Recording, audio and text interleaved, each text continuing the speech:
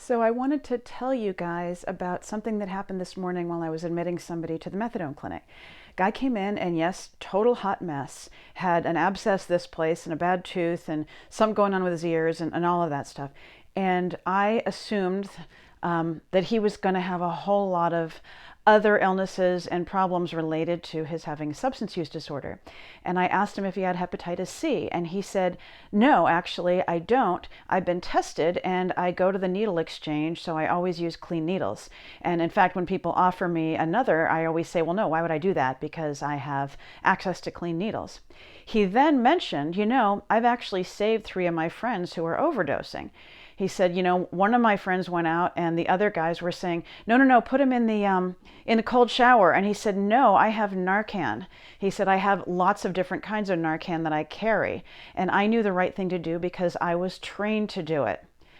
Now, raise your hand if you think that it would be better if this guy had hepatitis.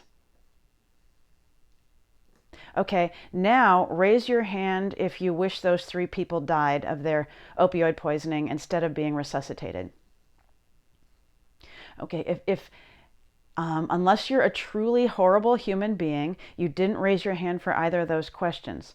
In that case, start supporting harm reduction. It's not enabling, it's not a way of keeping people using, it's a way of keeping people alive and giving people an opportunity to survive for the next day.